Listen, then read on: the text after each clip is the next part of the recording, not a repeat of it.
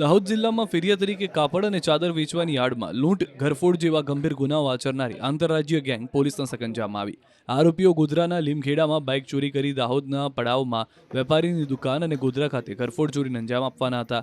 જોકે લોકો આ ગુનાને અંજામ આપે તે પહેલા જ પોલીસે તેમને ઝડપી લીધા। પોલીસે 3 આરોપીઓને ઝડપી તેમની પાસેથી 2 દેશી તમંચા, 10 કાર્ટીજ તેમજ ચોરીની 2 બાઇક સાથે ઝડપી પાડ્યા છે। આંતરરાજ્ય ગેંગના 8 પૈકી 3 સભ્યો દાહોદમાં ગુનાને અંજામ આપવાના હતા। પકડાયેલા 3 આરોપીઓએ સૌપ્રથમ લીમખેડામાં બાઇક ચોરીને અંજામ આપી હતી, જે અંગે પોલીસે સીસીટીવીના કેમેરાના આધારે તપાસ કરતા આરોપીઓ ઝડપાઈ ગયા અને તેમની પૂછપરછ કરતા આ લોકો ગેંગના સભ્ય હોવાનો પર્દાફાશ થયો। પોલીસે આ મામલે વધુ તપાસ હાથ ધરી છે। દાહોદ જિલ્લાના લીંબડી પોલીસ સ્ટેશન ખાતેથી એક બાઇક ચોરીની ઘટના બનેલી હતી। એ બાઇક ચોરીની ઘટનાના આધારે સીસીટીવી ફૂટેજ અને નેત્રમ જે છે એના ENPR ટેકનોલોજીથી લીંબડી પોલીસે ટ્રેક કરી રહી હતી। એ દરમિયાન પોલીસના ધ્યાનમાં આવ્યું કે એ બાઇક દાહોદ શહેરમાં આવે છે અને દાહોદ શહેરથી પાછું જવાની બાતમી પ્રાપ્ત થતાં મીરાખેડી આઉટપોસ્ટ વિસ્તારમાં PI રાજપૂત અને એમની ટીમ એની વોચમાં હોય છે। એ દરમિયાન બાઇક આવે છે। બાઇકને ઊભું રખાવતા બાઇક ચાલક જે હતા શાહરૂન અને નાસિર નામના છે। આ બંને ઉત્તર પ્રદેશના મુઝફ્ફરનગર જિલ્લાના અને શામલી જિલ્લાના વતની છે। એમને ઊભું રાખી ચેક કરતાં બાઇક ચોરીનું હોવાની કબૂલાત કરેલ અને એમની પાસેથી એક હાથ બનાવટની પિસ્ટલ અને રાઉન્ડ પ્રાપ્ત થયા।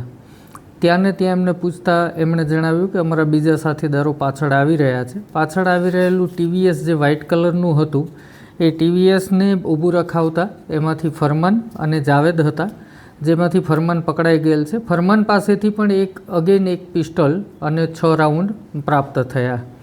ત્યારબાદ આરોપીની સઘન પૂછપરછ કરતાં તેઓએ કબૂલાત કરેલ કે મધ્યપ્રદેશના જાબુઆ જિલ્લા ખાતે તે લોકોએ ઘરફોડ ચોરી કરેલી। આ TVS બાઇક જે છે એ મધ્યપ્રદેશમાંથી ચોરેલું। આ ઉપરાંત દાહોદ જિલ્લાના લીમખેડા ખાતે પણ ઘરફોડ ચોરી કરેલી અને આ લોકો ખૂબ રીઢા ગુનેગારો છે।